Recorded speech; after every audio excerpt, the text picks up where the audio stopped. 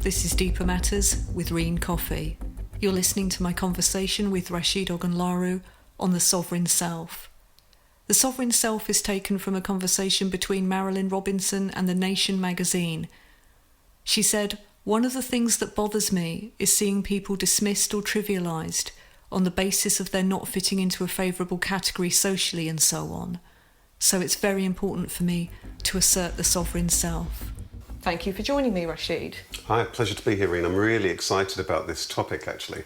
Do you have any immediate gut feelings about the term the sovereign self? Well, it's a very powerful term, and I also just love alliteration, just as a side, but it's really interesting, is it sovereign and self? And I think they're both very big words, and I think that they need to be explored a little bit. What do we mean by sovereign, and what do we mean by the self? And it's suggested by that expert that we're talking about the self in terms of the person and their right to expression or to do what they're wanting to do, or to be individual and work their way through life individually. But I think we need to look at this word self, and we need to look at sovereign. So what do we mean by the self? And it's a very deep question, and it's engaged philosophers and all sorts of people for a long period of time. We're taught to think that the self is, particularly over a period of time, isn't it? That's me, my personality, the person who I am and I will become as I learn, as I grow. And very often that is defined around what I do, my background or my job. That's what we tend to interpret the self, the characteristics, the job, the career, and those aspirations and personality, those kind of quirks. And of course, depending on the individual and how they were brought up, the colour, their creed, their class, gender, sexuality, all the rest of it, in differing proportions depending on that individual person. But actually, some other philosophers will say, is that the self? Or are those just layers of identity, and the self is something far subtler that changes a lot of the time? So we've got that question about the self. And then sovereign, whoa. What do we mean by sovereign? Sovereign suggests control. It means authority, isn't it? The person in charge and so on. Am I completely in charge of my life? It would seem so. It certainly seems that I'm the guardian. Am I completely in control? Well, for a lot of my life, perhaps I'm not. In my childhood, in my adolescence, maybe I'm not at work and so on. So I think these things really do need to be explored, the sovereign and the self. But I think it's a beautiful area to explore. Yeah, it is an interesting idea, isn't it? I think as well the implications for the individual and for society. I think if people have a sense of themselves as some kind of trustworthy authority for their own opinions, their own choices, maybe it would be interesting to look at what stops people having a sense of themselves. What gets in the way of people feeling that they can trust that deeper self, this become who you are idea. What were you thinking of in terms of that being such a core element of your work? Well, you know what, I love that whole exploration, that thing about, let's look at what the things that perhaps do get in the way of that person feeling that sovereign self, because often there certainly is a notion that people want that or want control or feel that they're not in control, so that's worth exploring. And when I came up with that term, become who you are, it was actually inspired by a line that I'd heard Archbishop Desmond Tutu say, you're a very special person, become what you are, was his quote. And then when early on in my coaching, there's this phrase, become who you are, emerged. And I thought it was an interesting paradox. First of all, it just arrested me. So become who you are. So that suggests that there's some work to be who you are, or the aspirational bit of ourselves, because we're often wanting to aspire to be this or to be that, or to achieve something, or to be better, or to just grow or blossom. And then there's that who you are. Well, the who you are must be there, present already. So I like the fact that there was a contrast between these two things. And actually, I think that the process of looking is the becoming, the embracing of who you actually are. So then maybe that's coming from the superficial self, or the assumed self, or who people have told us, or that we're not feeling sovereign, to that exploration of who the individual feels that they are, and that they can best express that. And I love the bit where you're pointing to, perhaps, do we actually feel even armed or able to be able to be our full selves in life. So I think, yeah, this will be good to explore. Okay, well, one of the things that that Marilynne Robinson talks a lot about is cynicism. And she talks quite a lot about bad science and bad religion, but on from that, generally you could talk about the state of the media, politics, economics. There's a lot of what she would call collective fictions, which I think is an interesting idea in terms of, in order to have a self, you're functioning in some kind of reality. And what is that reality? And the dominant voices in our culture are very simplistic, reduced notions, very hard lines around the edges. And that's an interesting aspect, I think, of exploring. How does an individual deal with the cynicism that is around? Hugely, and again, cynicism is again it's nice that it brought a little bit of a smile from us both, isn't it? I think there's some aspect of cynicism that is actually very, very useful. I think there's an aspect of it that whereby we can. My favourite story is the story of the Emperor's New Clothes, where the Emperor turned out was naked. Everyone had been playing into this thing, or deluded, or in terms of the Emperor had these wonderful clothes, but he wasn't. So I think that very often when we look at life and all sorts of aspects of life, be it the political structure or what's going on in the workplace and so on, we're often cynical because the story that's being presented to us is either we don't feel a true story or certainly not the whole story. So I think there's something in cynicism that is very, very useful. But I think it is problematic when life and society becomes very cynical, and therefore the reductiveness of being able to express yourself. But I think, when you're so right in terms of this point about what is reality and where does the reality come from? And for me as a coach and somebody who's interested in people, because that's my interest, that people and the human condition, which underlines all of that coaching and personal development, is that if we look at it, and I think it's always really good to look at these things from going way back to childhood, because I think one of the things that happens in adulthood, and it links to the cynicism, is that there are all these different stories or ideas and beliefs that we hold, or that we've been told that we believe to be true. For ourselves, or generally true, or society true, and they may or may not be true, and often not the whole truth.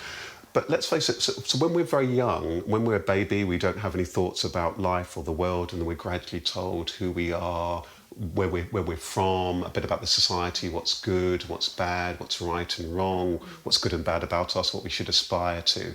And therefore we have all of these ideas. And then there are various places that express certain ideas: government, parents, guardians, workplace, and all sorts of different things, and if there are faith, and then other bits that are part of your life. So in there's all sorts of potential room for contradiction or conflict, and so the individual is in quite a challenged perspective there. And then some of that stuff may well be rubbing up against them, and they might think, well, that doesn't hold true to me, or that doesn't feel right for me, or there's part of me that isn't even expressed. And that's the birthplace of all this. And then as Marilynne flags up, then there are all these voices on top of that. And maybe you might just be hearing one or two voices of, this is who you are, this is what you should aspire to, this is how you should be. And you might think, hang on a minute, I don't look like that, I don't feel like that, or life doesn't feel like that. And maybe an assumption that other people are like that, or what have you. So it adds up to all sorts of difficulty, confusion. And I think it becomes more pronounced, actually, the deeper one gets into adulthood often, because very often during childhood we're mainly in play or in flow, or stuff is just going on. We don't think too much about it. Often during adolescence and teenage years, we're caught up in the fun and everything that's just happening to us hormonally, and the excitement of life. Early career, often we're so preoccupied that it's often only mainly in the late 20s, 30s or 40s, as we're trying to make these ideas work, and then may either are or aren't working, that we begin to think, hang on, what's all this stuff about? And hopefully that people have conversations or explore things like this, but often they may not hear the deeper voices, or the conversation might be very, very superficial, so they can't explore the depths of who they are. And the reality that seems to be is unquestioned. Yeah. Right, exactly And, that. and is sort of putting everything in motion. And we might not know where, linked to that, we might not know, because it goes unquestioned, we might not know, even though there probably are other voices, we might not know where they are, we might not have been told. So often, it's that thing that you don't know what you don't know, and what you've been taught becomes, to an extent, a box or a constraint, or you're just fearful of. Maybe it's a reality that you do know, or you're afraid of just something from somebody else's opinion that might be different, or somebody who dresses different. It can often become a real. You can really become encased in that. I think it's a really interesting area. I mean, it's something that Marilynne Robinson sort of flags up quite a lot, is the domain that science has taken, the reductive end of science, that sort of moved a lot of religion out of the way and into this sort of, it's almost like a new religion. And the effect that has had is interesting, I think, to look at in terms of thinking about the kind of romance in a way that human beings had with themselves, and how there is an idea, the technology that we have now, ideology or something going on, where people think that science has the answers, it will produce all the answers, and that somehow the human mind, the human brain is a tool or an object in that bigger process. And I think it really does profoundly affect how people see themselves. I think you're right. I think there's something in, perhaps it's somewhere between how science filters through and technology and the things that therefore are there on paper to support our lives, and the information that we get, whereby it's often not the whole story. And the other thing that jumped out at me with that is that there isn't that much room for, well, I think one thing happens for pluralism, for lots of differing ideas. Yeah. And I think that becomes problematic. So it's either this or that. You know, science is now saying this, or science is saying that. So it sets up these conflicts so that people will either believe this or that. And maybe that curiosity to explore different ideas of the self, or explore what's at the root of these different ideas or different religions and so on. Because I think that's often missing, isn't it? Often there isn't that philosophical debate. So I think maybe that's where it ties in. So that there is, we do hear some of the science, but the philosophical. But actually, I think that often in exploration, if somebody were able to sit down with a scientist or a philosopher and think, then there's or somebody who's a theologian. Or a humanist, suddenly these common themes and real common ground evolves, because they're all exploring and so on. But often that's not the narrative that we actually hear. Absolutely. Yeah. I mean, there's such fascinating thinking going on in all of the areas that you just talked about, theology, science, and it's those are the quieter voices. In the culture, and that it has such a huge impact. Hugely, and the thing that strikes me about that, I think there's another voice that's a quieter voice than not her, and this is the self bit of the sovereign, because perhaps in that, one's own voice, one's own intuition, one's own sense, and often it's a wordless voice. It might be a sense that, hang on a minute, is that right? How do I feel here? It's often the bit that's kind of crying out. It's often, people often limitedly label it, it's something wrong with me.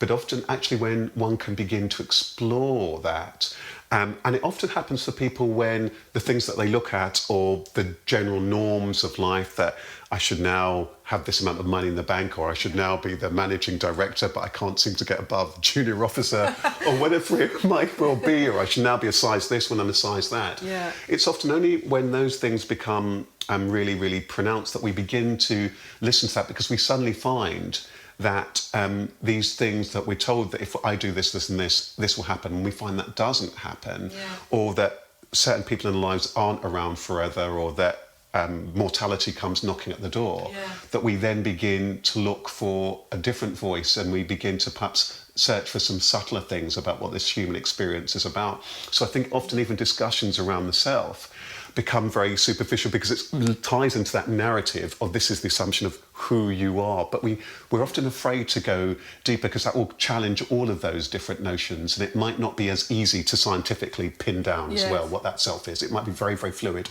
or unimaginable or undefinable.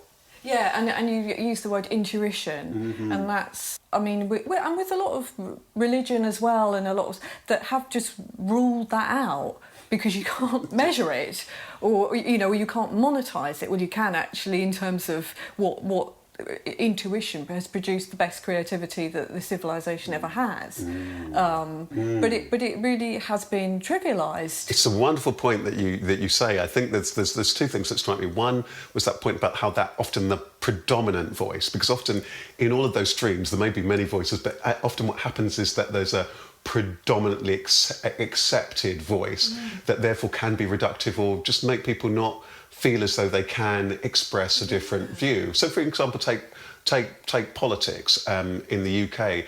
There generally is an acceptance of broadly the one main party who blah, blah, blah, blah, and perhaps there may not be a debate around a different style of politics, of more collaboration. It had to happen, for example, during one of the last elections, and by the time people listen to this, it may have happened again. Who knows? But again, there tends to be an accepted voice that for a long time makes it very difficult often people to even express those things. But you're right also about imagination, because I found out only very recently, I began to look up some stuff on Einstein on YouTube, and it was interesting that one of the things I learned was apparently Einstein, a lot of his theories came from intuition. And then he was so intuitively sure he would know that over a period of time that science would bear that out. And actually I've spoken to one or two people in the round who say actually that's part of it. And there's a lovely story that I think links to this, whereby one of his theories was very much contested. I don't think it was a theory of relativity. I think maybe another one, although that one might be. And apparently a particular scientist said, was so convinced that Einstein was wrong about this particular theory. He got lots of other scientists and 99 other scientists in the end all signed this petition or what have you to say that Einstein was wrong. And I think a journalist had asked Einstein, well, all these people are saying that you're wrong. And Einstein said, now not just one person, he said, if this scientist was right, it would only just take one person to prove that I was wrong.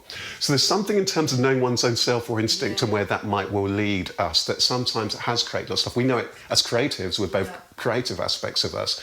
So I think the creative has a hunch of this, that one minute something isn't there, or we just have a hunch to do this or to do that. But I think it doesn't really have a place. It doesn't seem to have as much weight to it, that intuitive bit.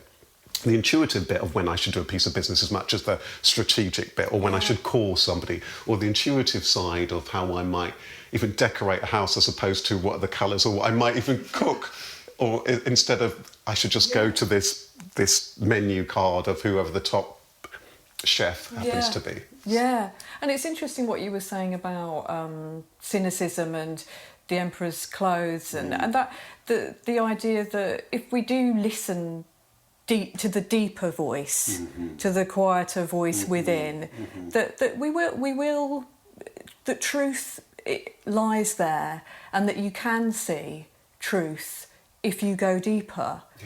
And I think there's something very powerful is found in that going deeper, perhaps even before even a truth. And truth is a beautiful word. I'd love for us to talk about truth or in one of these discussions, because that's an amazing topic. But I think often what's found is a sense of peace.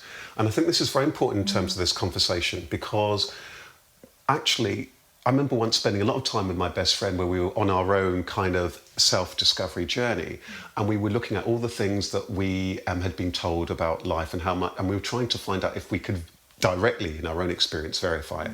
We realised we couldn't verify any of the stuff that we'd learned or we'd taught, which left us in a comfortably uncomfortable position, because we realised we just didn't know firsthand the language had been taught to me, these ideas about this, from everything from this to that had been taught to me.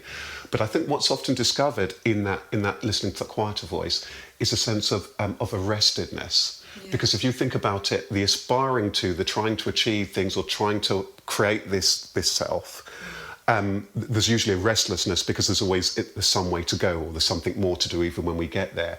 Whereas this inner journey tends to take us to a place where we're far more maybe at peace with the fact that actually, here are my challenges, or this is what's going on, or I'm not sure about that. You can even just feel it energetically in oneself. And so I draw the space between what I call between the head and the heart.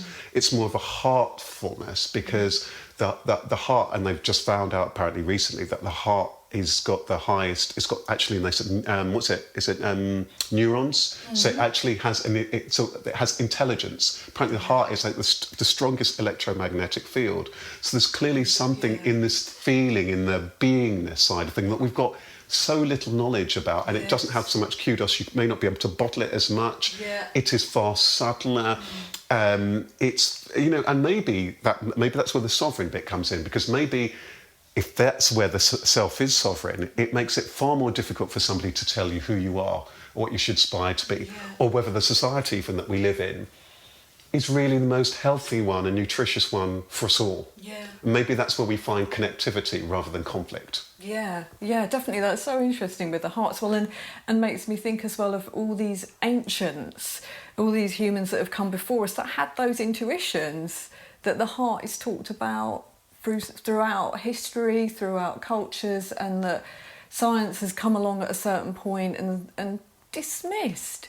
That Marilynne Robinson talks about this sort of high-handedness that we approach history with as moderns. It's a real shame to do that. It is, and maybe we're talking about a particular kind of a materialistic or a modern type of a science, because I think you're so right. I was talking a while ago to, excuse me, a lady who is studying business, a wonderful, warm spirit. And she's on a journey where she wants to become a CEO, and she's doing this particular course. But she also happens to be drawn to sailing and navigating, and she's climbed a mountain. And we were having a conversation the other day, and it was around the self and so on, broadly speaking. And I was asking her about how she navigated and so on. She said, well, first of all, you'll have these instruments, and then there's these instruments, and you'll have this and this on the boat. But if that doesn't work, you'll refer to very old kind of charts. And I wondered, then those charts are probably born when we would just watch the stars, the moon, and thinking all of those things that ultimately, and when people are really lost, that they will find their bearings by. So when all of the technological stuff goes, what do we trust? We trust the link between us and nature. I was speaking a while ago to an astrologer, and actually, through talking to her, I realised that the line between astrology and astronomy is actually really a subtler line, but perhaps over time those things are built up. Because again, it was quite when she was going through, she did my chart, when she was going through my charts, there's quite a lot of mathematics, the day of this. So I think that I think part of the problem, Rene, is that lots of so many disciplines have become compartmentalised. And therefore, that takes away the room for the synergy, the intuition, the flow, the deep knowledge, which therefore we might just find, because then things aren't compartmentalised. It's just there. It's a little bit like, maybe that's a little bit like, in the technological field, people talk about open source stuff. Maybe deep wisdom is really open source. This quote came to me once: if you listen closely enough to life, it will whisper its secrets to you. And I think that that's what we talk about. If you listen closely enough, life will tell you what to do. Your instinct will tell you. Your heart will tell you.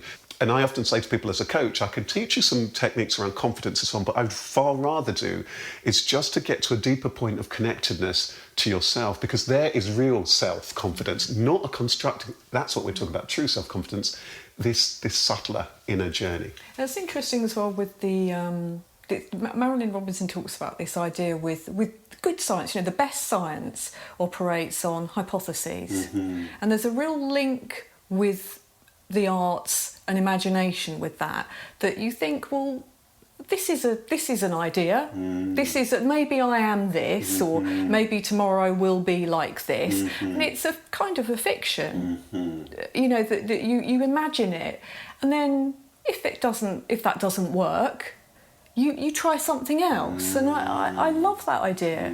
It allows some freedom, doesn't it? It allows so much freedom, and like you say, it's kind of cross-discipline. It's a sort of I love the idea of the sort of creativity of the arts operating across all areas of life, which it does anyway.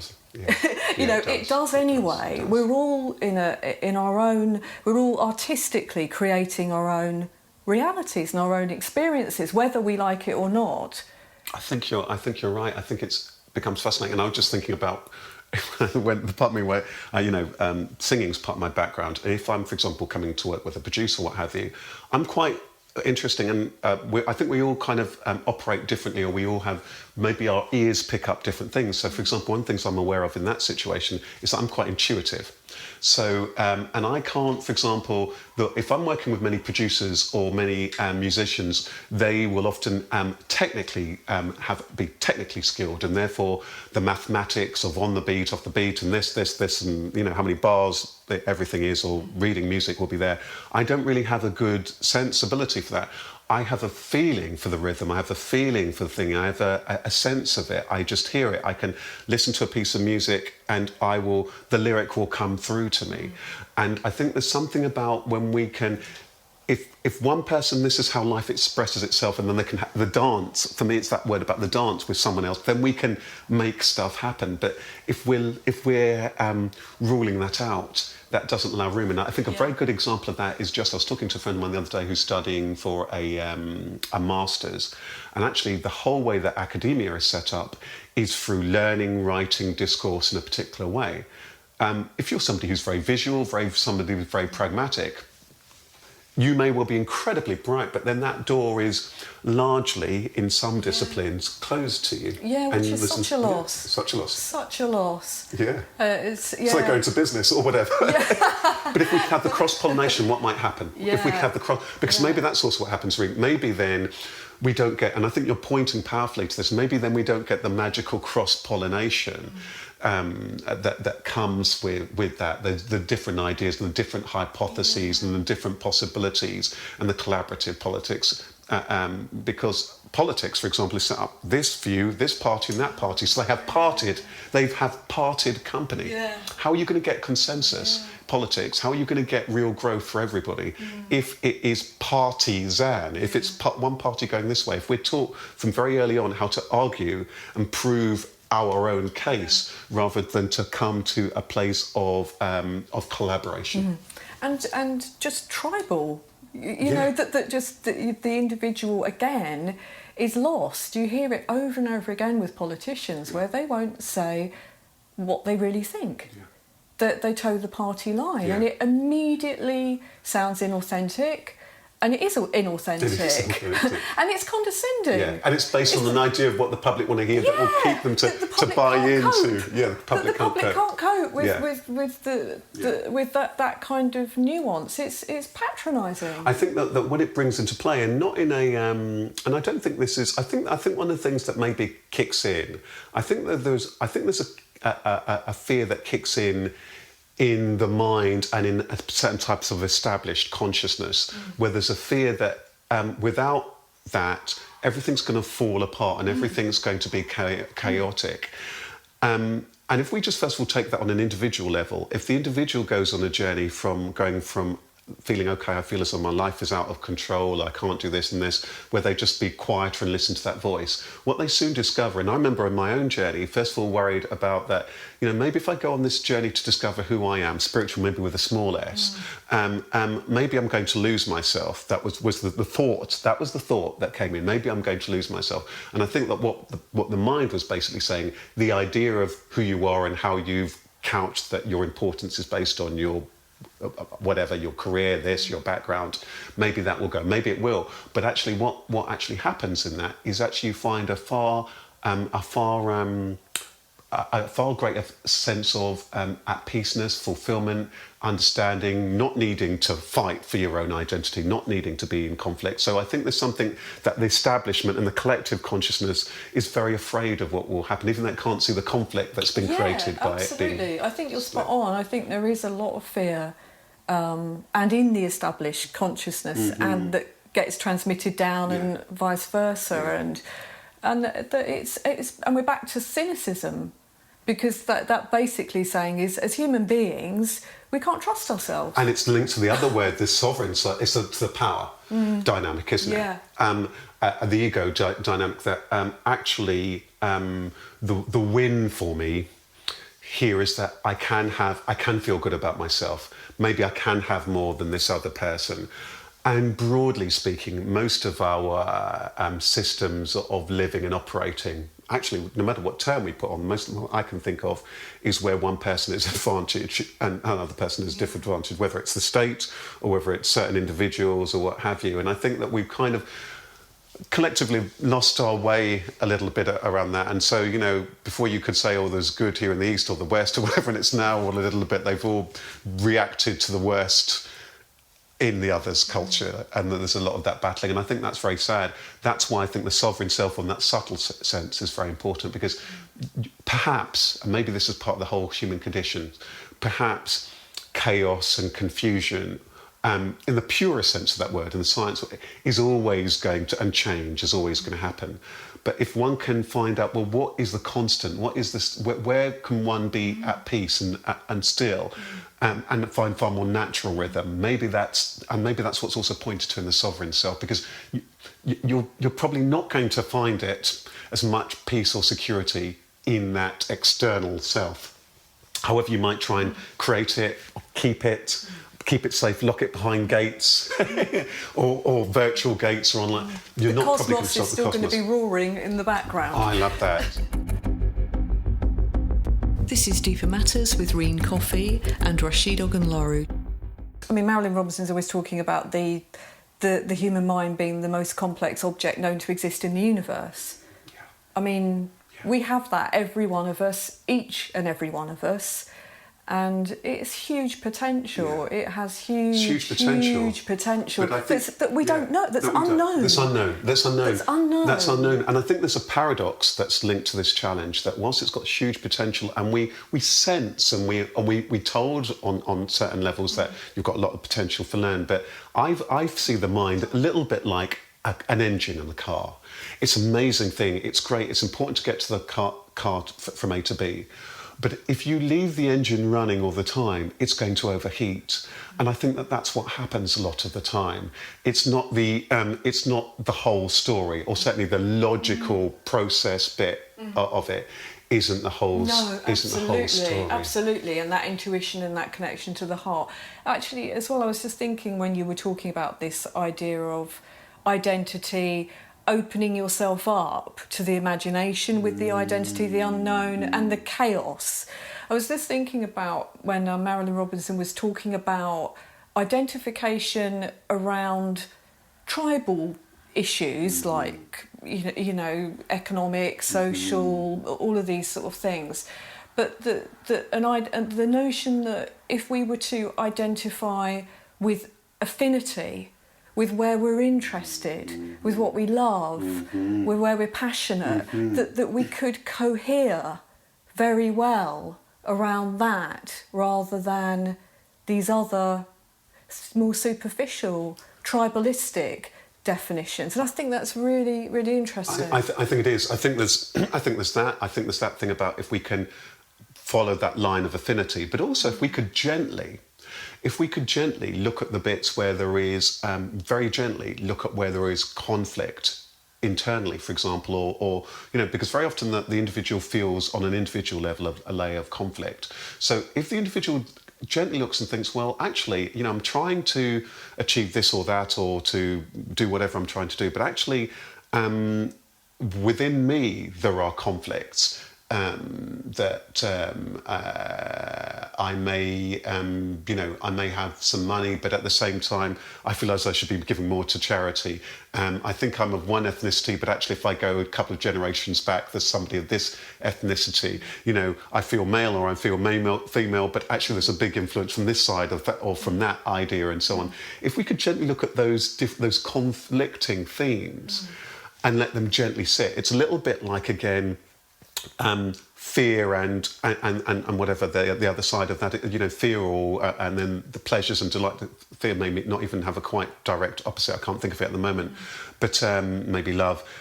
But if we can then let all of these things sit, because we're often told to run away from this and run away from that, and I think that often causes more conflict. Whereas if we could gently sit with those things, I find it a lot of the time in my work as a coach, what's the fears, what's the doubts, and let them be and breathe. It means that I'm far less in conflict, and that means I'm far less going to be in conflict with others. I'm far more at peace. So if I'm at peace, it's like if a lion's full up, it's less likely to go and grab the next animal to eat. It's going to be more likely to want to slumber.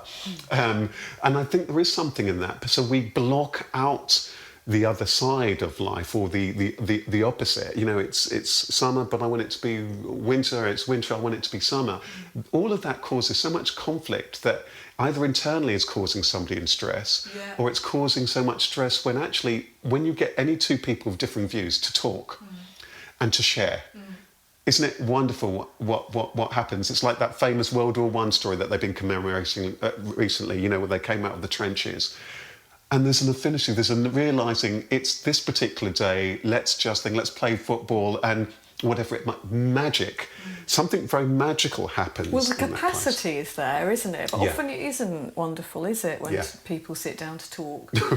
No, you're right. And maybe then we need to open up that portal. So, but you're right. I think the capacity is there. Yeah. But are we open-hearted enough to have that? Have our hearts been opened enough? Have we been pointed toward that side, or has everything been so much about the practical? And this is what, unfortunately, I fear.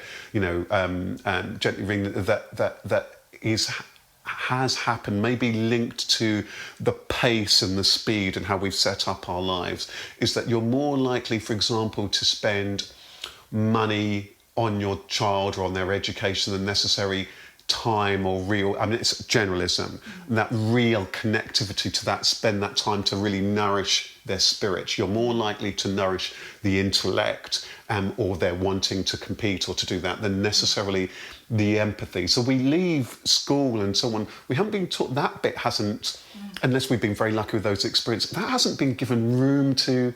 But that's there. You only see it in a baby or in a child or in a toddler as they cling on to you. So I think that isn't nurtured anywhere enough. It's not, and it's a real loss. And I mean, you hear over and over again how much depression there is, and you know, there's things in the paper quite regularly about the amount of suicide. It's one of the top killers, isn't it, of young people? And well, I mean, there's a connection. Yeah. There's a connection with what we're talking about. There is a connection, I would say, and this is this might seem a very it might seem I don't know, I don't want to say quite a heavy thing to say. What happens there is that somebody will take the body for a crime of the mind. So it's a crime of the ideas that I have held, that I have been taught. So that because I feel that I'm no good or what have you, and therefore somebody takes their own life or somebody else's life or whatever, or that they just, or not even maybe get to that extreme, or somebody just holds themselves in so much torment, or there is so much conflict for a crime of the ideas that you weren't born with. The sovereign self for me is, are we willing to go on a journey? To begin to explore, to look the other way, instead of looking out. Am I ready perhaps to look within? And maybe there I can find what I haven't found so far. Yes. Externally. Yes. And that's the only place it can really come from, isn't it? Really, you know, I mean, because we're all so unique. So unique. Yeah, that's right. And if I've got to live, I mean, let's look at it scientifically. If I've got to live for the rest of my life with myself, and I'm not at peace with myself, that no matter that I can go on holiday, I can go here or there, I can do this or that, I can even go wherever to try and find myself. If I'm not at peace with myself, then it's not going to happen. Doesn't it make far more sense that I embrace myself, I accept myself as I am, including my contradiction, including my doubts and my fears? Is it far better that I accept the fact that there are 4 seasons rather than just the one I want it to be? Does it make more sense that I accept that different people see things through a different lens? And then perhaps for accepting that people have a different lens, I may learn more, I may be able to find a place of far more, we might be able to, and also the thing that people ultimately want is, people ultimately want some degree of security, and security is codependent. So I cannot have security really unless my neighbour has security. You only need to look on the world level or whatever. Absolutely. So that requires me being prepared to be at peace so I can begin to forge peace. Otherwise I'm in pieces. Yeah, absolutely. And to have some ethical dimension to your personal satisfactions and your ambitions and self-realisation. And that's the empathy word there, isn't it? And that I've got to then move, am I prepared to, in that self-journey, to move to a place of some empathy with the hurt or the different perspective of the other politician, the other person who's going for the job, the neighbour, the partner.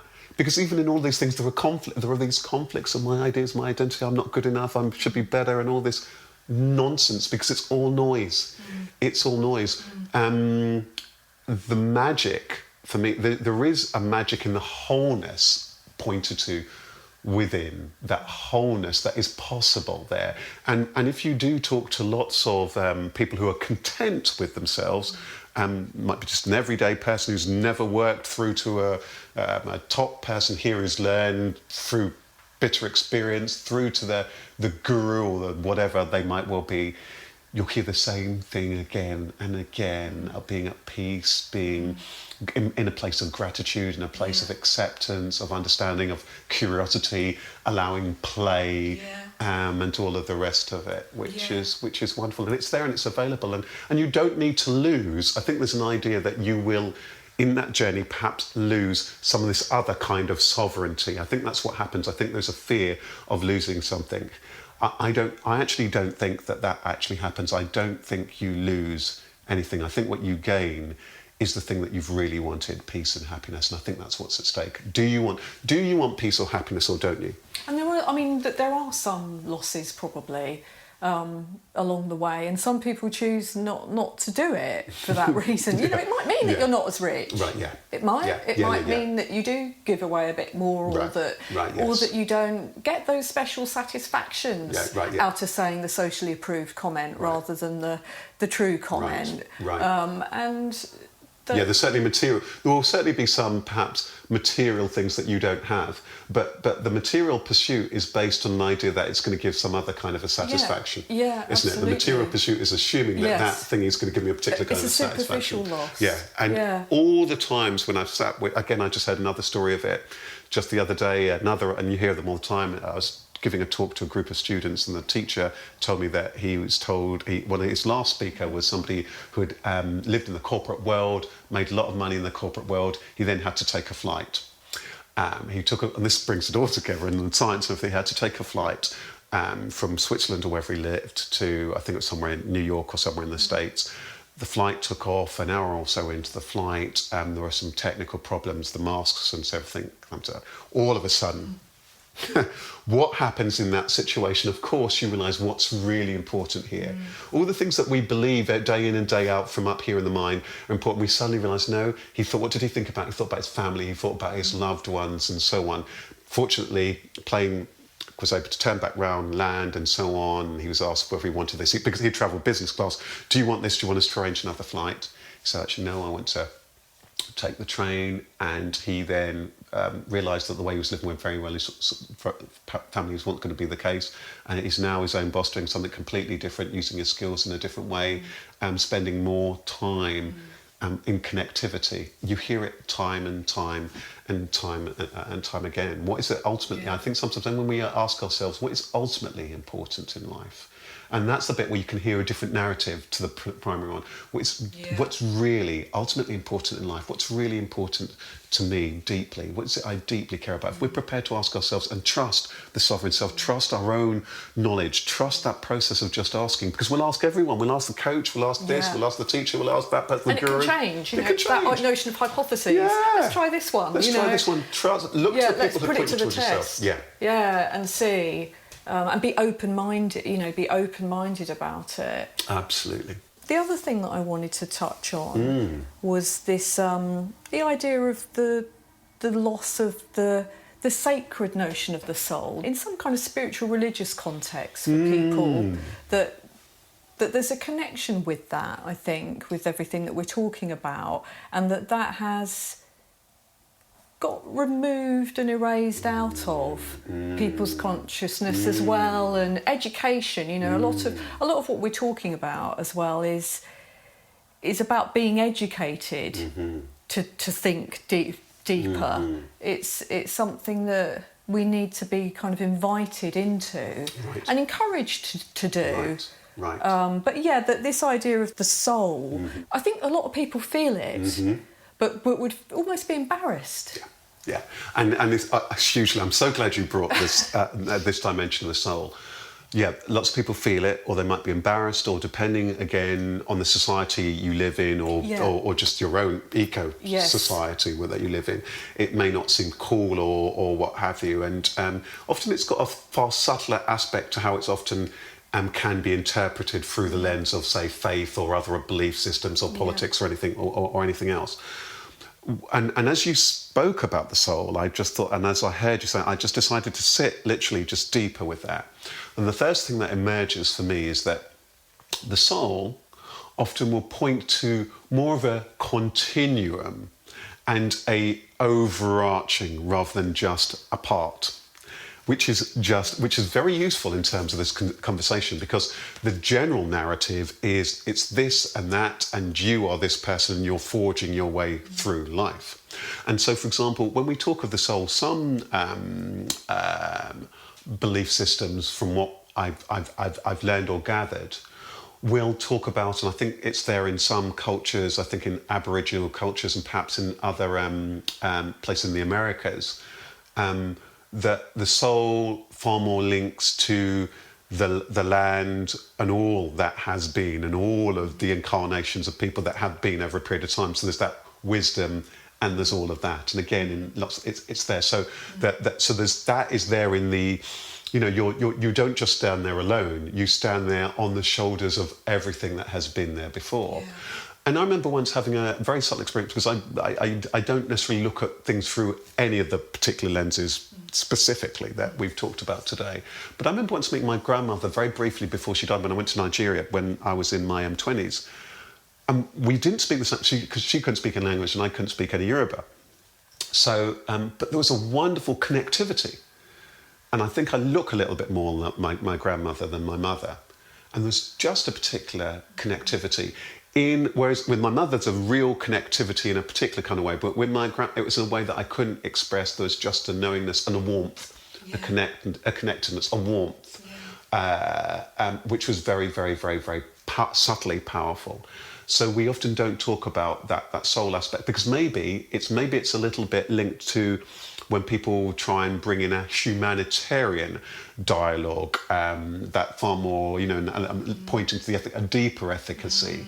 That therefore, if you don't allow that room to breathe, it's far more easy for me to be greedy, selfish, to not worry about then the next political party who've then got to pick up the mess of the fact that you've decided to do this and you're going to exploit all the coal and you haven't really worked out how you're going to replace it, or whatever it might well be, or, you know.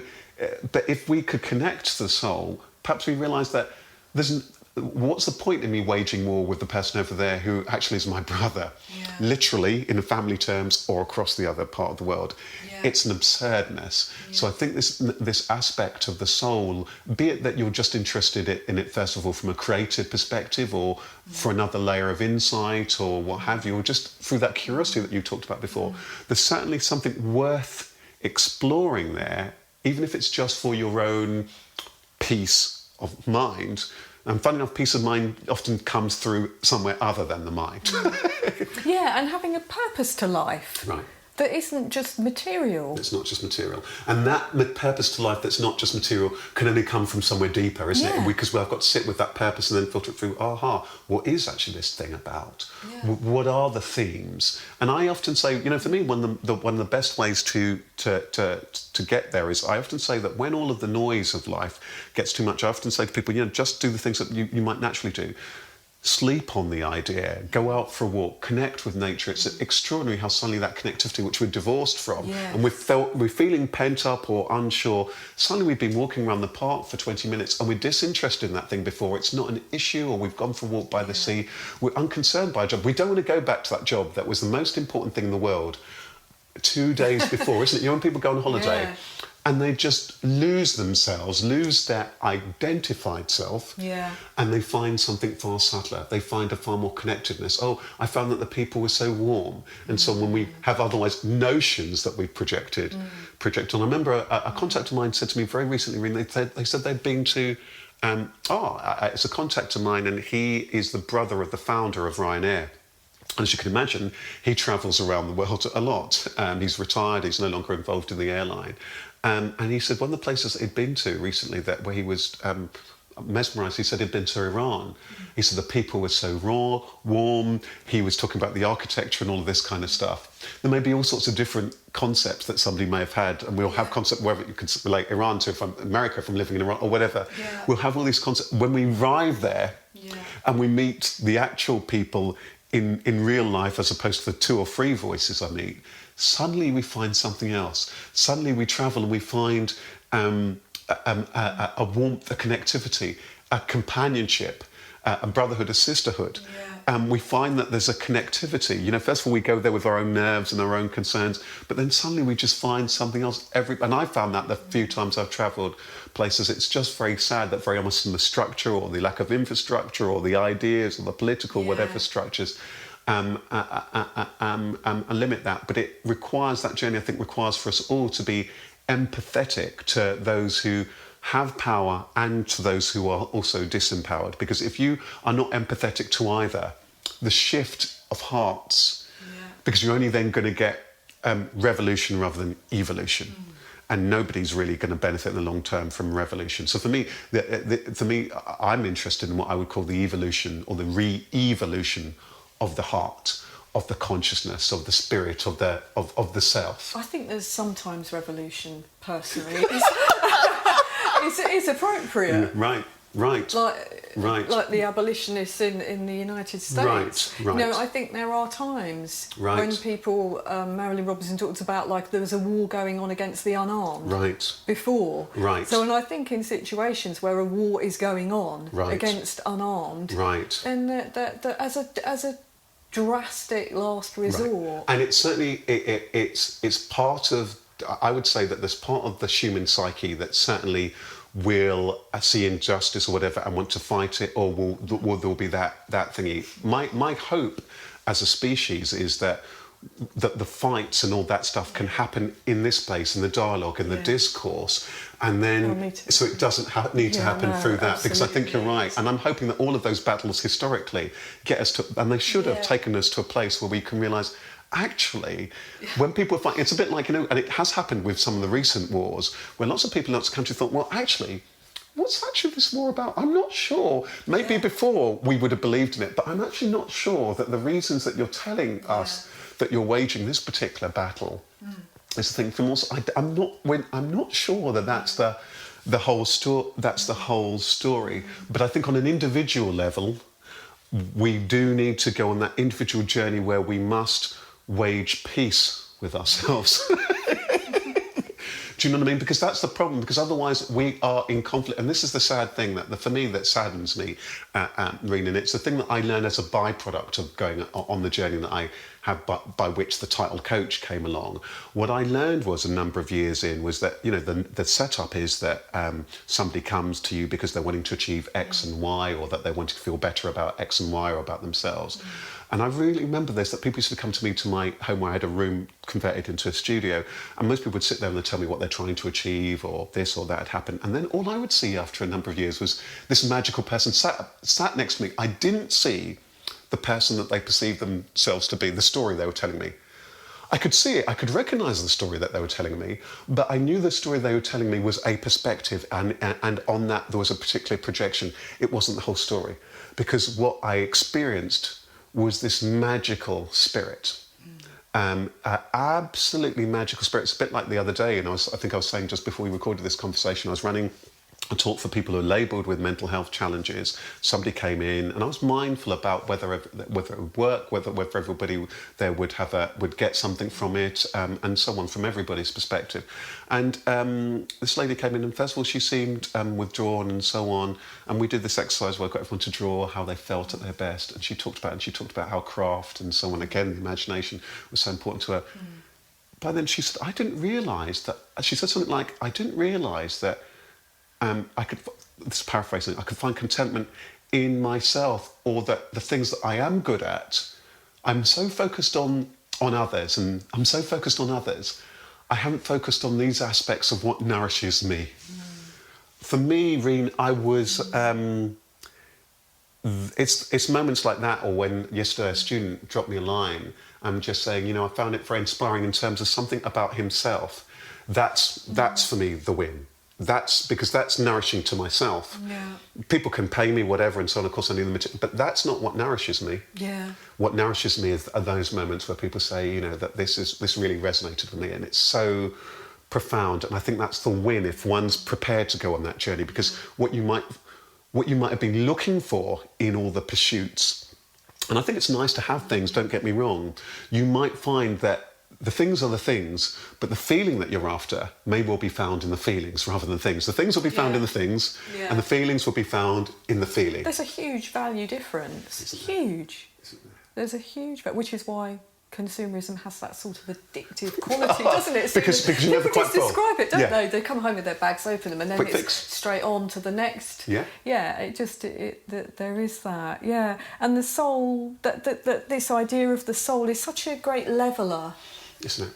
It's such a great leveller where people can't be undermined or trivialised. When you're relating to people at that level, nobody's better than anybody. That's right. Including people who are here and no longer physically here too. Yeah. Because on every level, isn't it? Yeah. Every level, there's a sense that, and because it's a language, because all the other types of language are also dividers. If you think about it, the language of this particular brand of politics or whatever, but the soul, even and remember that the soul is, if you like, what will rely at the heart of the religion. The religion is the stuff thingy, blah blah blah blah, or whatever. The ideology is the thing there, and then you've got the actual thing, God, life, whatever, call whatever it is you like, and that soul thing. So what we're talking about is that thing that you might just have a feeling of, and that you can't quite express in words. And through the dance, through the dialogue, and that's pointing toward that, through actually, then let's use the thing, the communion, that dance, through that connectivity, there's that sense, you know, and you can feel it in a room where people have met and they honour each other and they respect each other, and there's a respect, you know, like when two elders or whatever meet, and there's this wonderful warmth. The overhang of it is there sometimes when even two political leaders first of all meet, and that there's almost a possibility of that happening, but then all the diplomacy and all of that stuff happens. But often at the figureheads, there is that moment of cordiality, but then all the nonsense, because often we're not taught in that thingy to meet that person at the heart.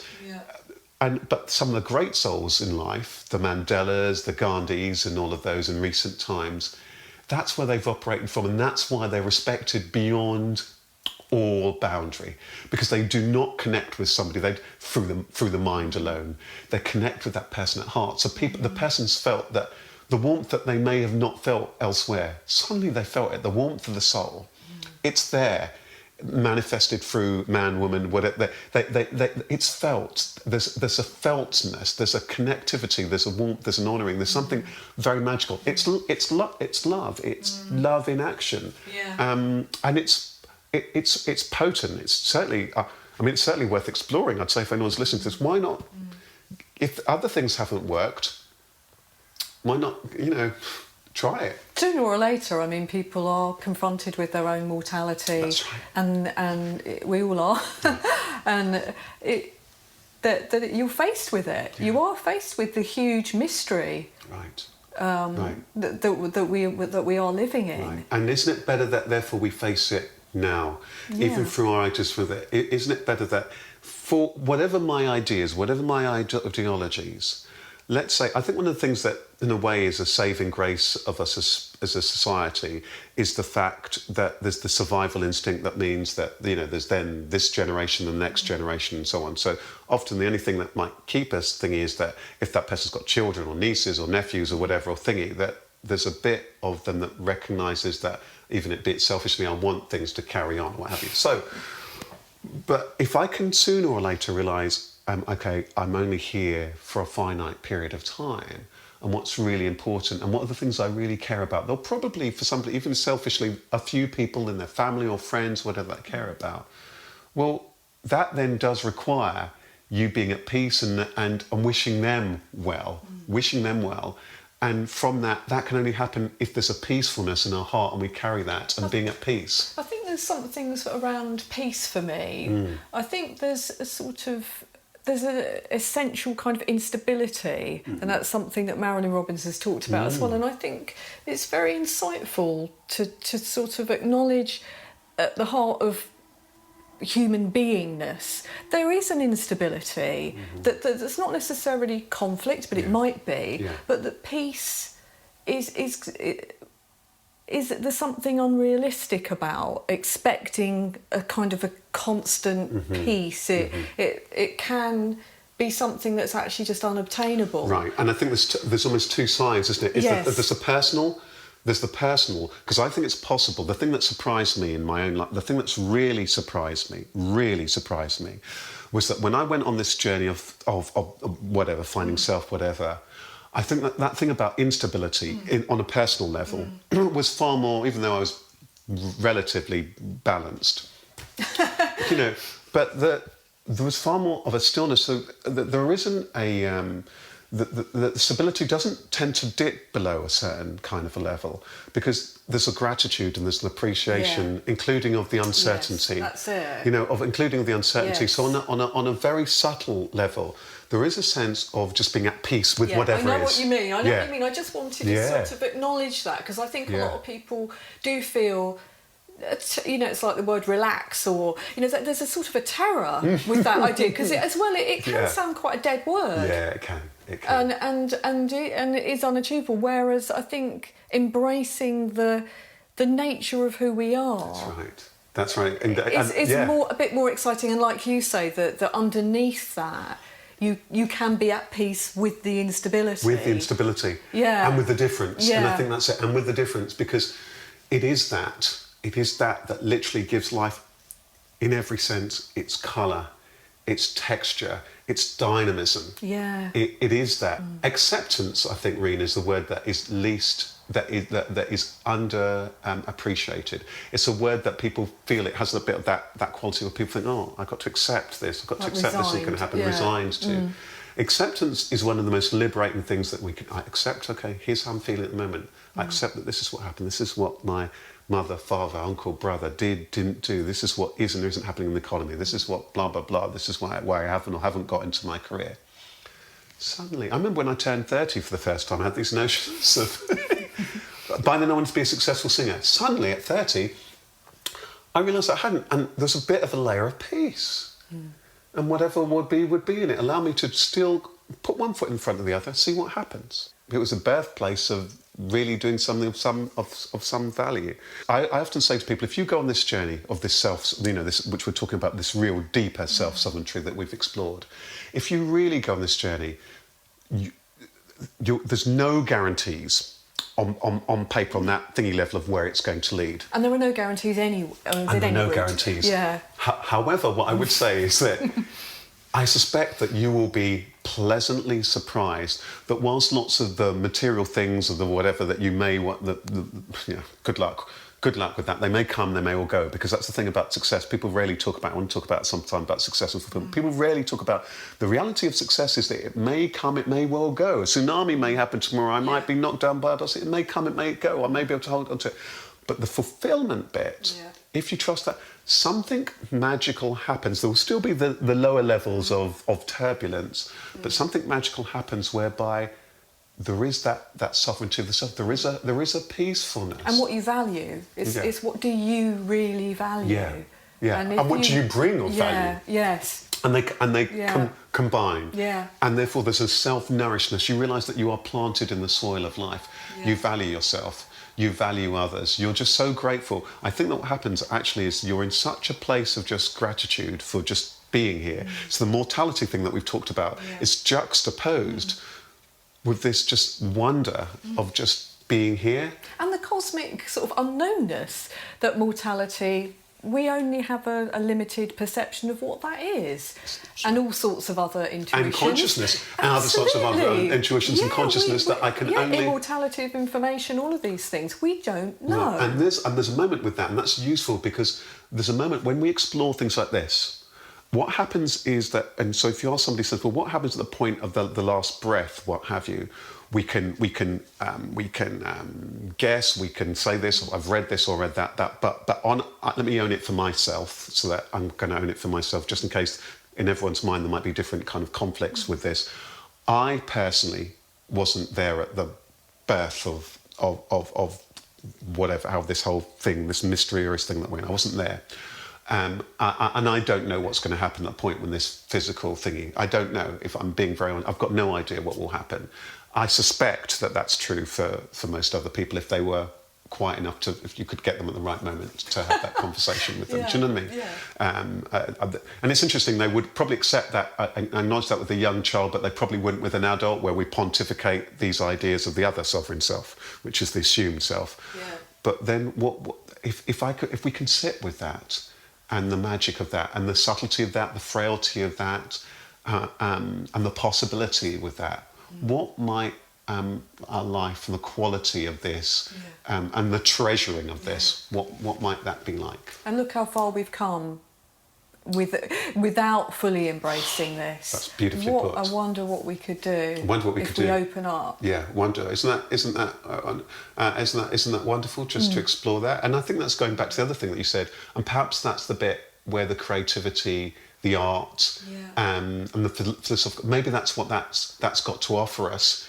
in this point of our, maybe that can, maybe, and not to discount science, I'd love to see that dance with that, bringing that in, bring it all in. Yeah, bring it because all then, in. Because again, the artists, the creative have lost something of they're